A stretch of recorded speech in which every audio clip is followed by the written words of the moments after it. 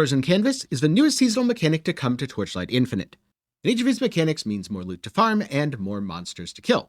Frozen Canvas is no exception, though it works a little bit differently than some of the other offerings, mainly that you can actually mess it up. So, in this video, I'm going to go over the basics of Frozen Canvas, how to do it successfully, what its mechanics are, and some of the rewards that you can reap should you manage to do that. And before I get into things, a big thanks to XD for sponsoring this video. Get started collecting stuff during the campaign, and by the time you reach endgame, you'll be farming things in no time. But for now, let's get into things, starting with the basics.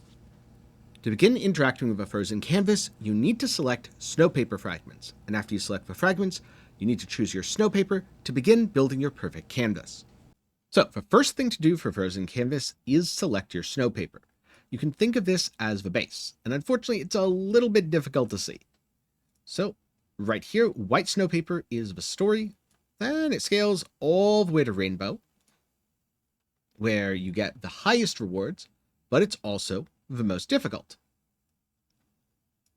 In general, I think most people should be using either purple, orange, or red. This corresponds to time mark 7, time mark 8, and profound time mark 8. Rainbow is very good, but you need an incredibly powerful build to be able to clear it. And anything below this simply isn't going to be very rewarding, and in my opinion, isn't worth your time unless you're still progressing. So for example, orange Snowpaper, just click to expand. This is equivalent to time mark 8 and above, so it's not going to be super challenging.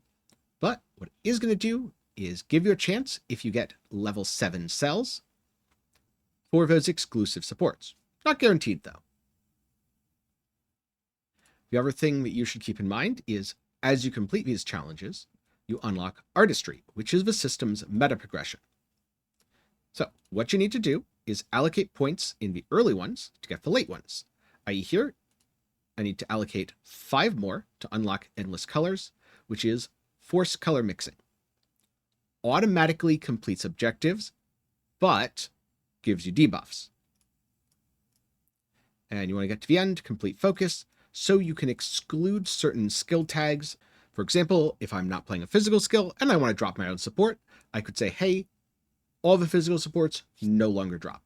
You get to pick 2 of these. So for example, increasing the max paint drop level. 4 more needed. Paint expansion, so you get more paints to play with. Maybe expand out on this, and something like that.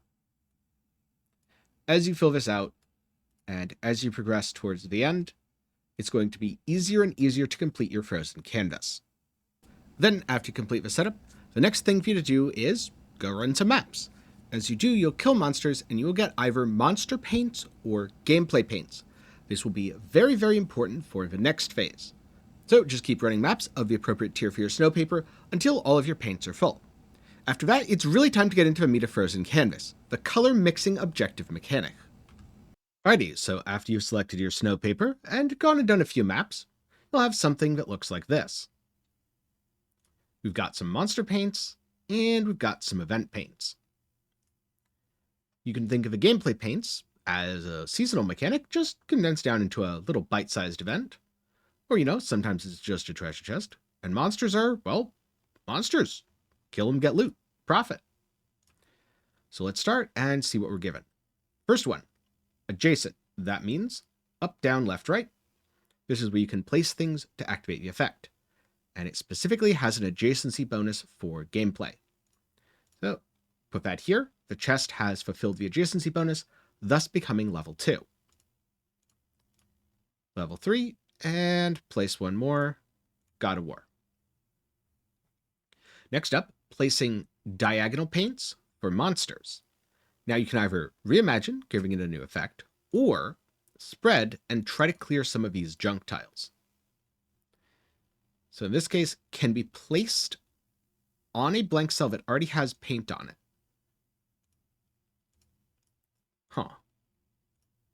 So you could place it here, here, here, here. Or it can be placed on a void cell, like so, but its effects will be lost. So, for example, Can select this, like that. Its effect is lost, but its adjacency bonuses, or in this case, diagonal bonuses, won't be. So 1, 2, 3. Now, vertical paint gameplay. This is going to be easy, and instead of going for spread, this time I'm going to reimagine. Randomly changes its own level. Let's see how much this leveled up. Level 3, not too bad. Place this like so. Because there are already 2 existing gameplay tiles here, not only have their levels been boosted, but we're at 2 out of 3 for completing the entire thing. 3 out of 3, this is now complete. This counts as a gameplay. This counts as a monster. This counts as a monster. So next up, vertical and monster cells. The only place where we can put vertical now is here, which won't be able to support 3, here, which will, or here, which won't. So we're going to put it here, and we're going to add an additional effect with layer. So randomly adds 2 types of area effect and increases the color mixing requirement, which means it could go here, but you'd need 5 instead of 3, or increases the level of 1 random paint in the area, which is what I'm going to go with, because that way, when I place it here, this gets double boosted up to 5. Since you can get exclusive supports at 7, generally speaking, I really like boosting. Then this, and that. Next up, vertical monster cell, layer for an additional effect. Additionally increases 2 random paints, draw, drop it like so. We hope this goes to 7. It did. All right, we are getting an exclusive support, if we're lucky. And now, diagonal monster cell. Here's where you have to think, okay, can I even complete the goal? And the answer is yes, right here. So, layer increases all paints that have the same contents, so this guy, i.e. bumping this up, or increases its own level. In this case, we have 2 of this guy, so we select this, draw, put it here. This is already max level, but it will still fulfill the color mixing. This will get bumped, these will get bumped, like so. Next up, horizontal gameplay. So gameplay here, or gameplay here. Unfortunately, none of those are going to be a valid result that you can complete by filling out 3 things. So, change the color mixing objective and effect, change its target to another type, select. Now, the horizontal is monster. So, I can place it here, 1, 2, 3, boost these levels, just like that. All right, vertical monster cell, spread takes effect, and unfortunately, random adjacent and nearest blocked vertical, we can't put it vertically here, and we can't put it adjacently. So this is where the entire thing comes to an end. But hey, we got a 7, we got some 5s. This is going to be a juicy one. Going to select either of these, just plunk it down here, like so. Boosts 1 more to 5, put 1 more cute little guy in here. Complete the painting, because this is a beautiful masterpiece. And now we get a bonus from the pet, which it hits 2 random cells here. So this is going to be doubled, and this is going to be doubled. But this is where the big money is. So now let's jump in and see if we can kill all the monsters in this level 7 cell without dying or running out of time. Good old Flame Elementium from the chest there. Okay, and here we have the Opalescent level 7 tile. This is the important one. Defeat the test subject. So it takes the form of a boss battle with 60 seconds to complete it. Now, in my current gear, this should be fairly comfortable, but this is something to keep in mind, that if you're really struggling, maybe it's better to do Frozen Canvas at a slightly lower tier so that you don't fail the rewards. And there we go. We got no new support. Now, as you continue to do the mechanic, progress your artistry, and collect more paints, you're going to be more and more successful. You'll kind of get a feel for how things are going to roll. And as you do that, there's a lot of rewards to get. Personally, I didn't find the mechanic to be particularly rewarding in Time Mark 7, though hopefully there are buffs in the future that might address that. But once I got to Time Mark 8, every time I completed it, I was getting some drops, be it Flame Elementium, or some exclusive skills. Now from time to time, there is some RNG. There are some options that are just going to screw you over, and there's nothing you can do about it. But more often than not, I was able to make at least one cell level 7, and quite often I was able to make 2 cells level 7. One tip that I found to be particularly helpful is cluster all of the gameplay mechanics, or cluster all of the monster mechanics, whichever one you're planning to maximize, in one section of a map. That way, you can then hit it with adjacency and diagonal bonuses, while hopefully giving yourself enough room to place the other type of mechanic away from it without using up the space that you absolutely need. And so with that said, now I'm going to go through a couple other tips and tricks that I picked up, starting with artistry nodes that I personally think are very vital. Starting with a loot chest that you definitely shouldn't miss. So after you've completed all the tiles, or at the least, after you've completed all the tiles that you're interested in, provided you've done at least 12, you click here for the cell completion, get some colored snow, this is the meta progression, and some snowpaper fragments used to select your next canvas.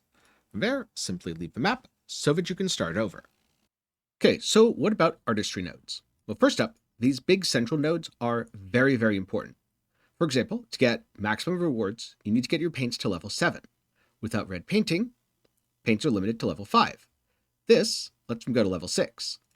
And as you continue down, you'll hit rainbow painting, which allows them to hit level 7, but that requires purple snowpaper or above, which is why I personally only recommend running purple snowpaper or above.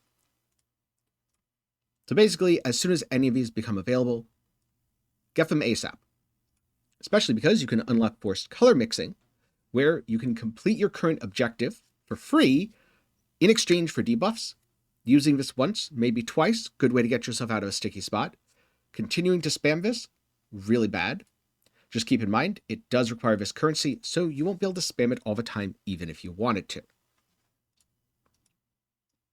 Now, in addition, I found that the left side bonuses tend to be more impactful than the right side bonuses. Most of these are about getting your loot up, and most of these are about enabling the gameplay.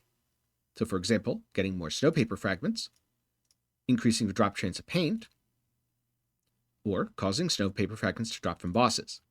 But the first really crucial one here is extreme colors. It is a small chance for a max possible drop level paint. The higher level of paint, the easier it is to get it to level 7, and the more rewarding your painting is going to be.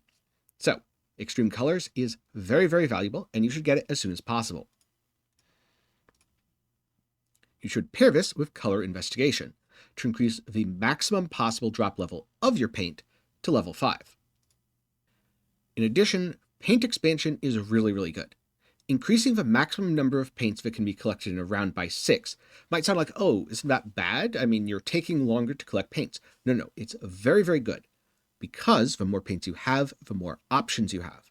And when you have more options, that means you can hopefully really focus in on either gameplay or monsters to get the best rewards possible. And as a note, in general, monsters are much easier to complete than gameplay, so having more of them available is definitely a win, especially if you don't want to have to deal with really annoying mechanics like survival or God of Machines that take a long time and have a disproportionately high failure chance. Then last up on the left side, I strongly recommend getting twin colors, where you are guaranteed to receive one additional paint that is level 3 or higher.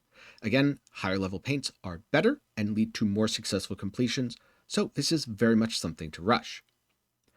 Now, on the right side,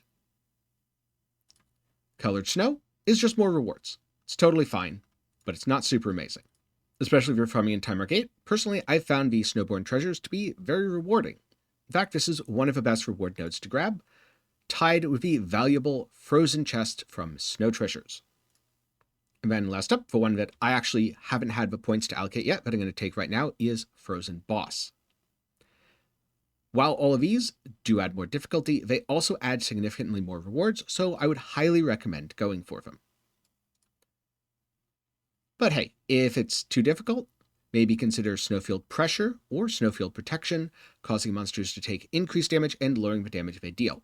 So far, my build has been totally fine, so I've skipped these, but if you're struggling, they are very good investments.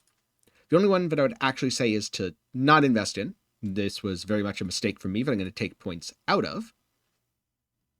Full Mastery. Reducing the number of cells that need to be completed means that you don't have to complete all of the paints that you filled out.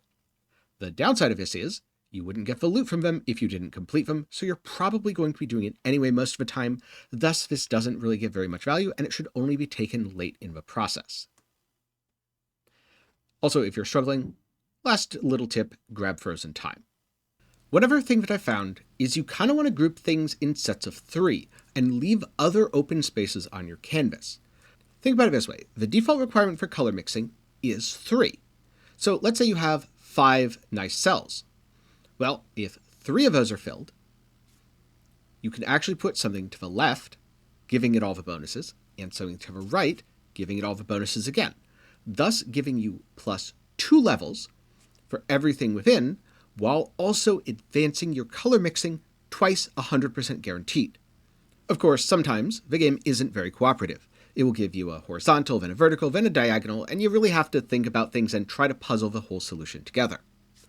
Which is also where spread can be a very viable alternative. Spread allows you to do wacky things, like just place it off in the blank space of the edge of a map. Sure, you won't get rewards from the tile itself, but you will still be able to activate its color mixing objective. And if you do that, you can raise the level of other things, which are where most of your rewards are going to come from anyway. Though that said, you can use the tile itself to activate color mixing objectives for subsequent tiles. So stacking things together isn't a bad thing. Again, just try to do like with like. If you have a gameplay tile, you might not want to put that next to a monster tile, unless you plan to build things where there are 2 separate lines of bonuses. Higher level's better. The more you can stack higher level, the more successful you're going to be in your color mixing. Now, if you really mess up and you really want to try again, there's a button at the bottom that costs some currency that lets you undo. When you're progressing, do not use this. It is an absolute bait. You want to put everything into the artistry meta progression. Better to fail or get mediocre rewards now and have better stuff later after you've built all the talents out. Later on, you can do this, or you can force completion in exchange for debuffs. But to be honest with you, rarely have I found that something is so lucrative that it's actually worth the undo button. Most of the time, I'd rather just farm a little more, make another canvas, get what I can from the one that I messed up. But that's everything I've learned farming Frozen Canvas so far. If you have any tips or awesome things that you've picked up, please do share them down in the comments below. And if you're looking for something else to watch, you can either check out my build, Mind Control Lapse Yoga Season Starter, or what I was doing to farm Flame Elementium when I was stuck in Time Mark 7 and just barely able to do Time Mark 8. Both of those videos will be up in the card and down below. When it comes to Frozen Canvas, I've got to say it's growing on me. At first, I didn't like it, and that's honestly because I was very bad at it. I kept messing up, so my reward sucked, so I was like, this mechanic sucks. No. I was just bad. I got good. Now that I can do it right, it's pretty fun. Though I do kind of wish there was an artistry talent that would let you see just one step ahead, because sometimes it would be really helpful to know, okay, I have a horizontal now and a vertical coming up. This is how I'm going to plan things out. So that way I can maximize my rewards. This would be very powerful, so it should be an end talent, or maybe even spend some of the currency to invest to know one step ahead. Either way, a little more knowledge would be great, but it's a cool mechanic, and I've been enjoying it. So if you've been enjoying the mechanic as well, or at the very least, if you found this guide helpful, do be sure to get subscribed, ring the notification bell to see future uploads, leave a like, all that stuff that YouTube makes me tell you. But for now, thanks for watching to the end. I'll see you in the next one.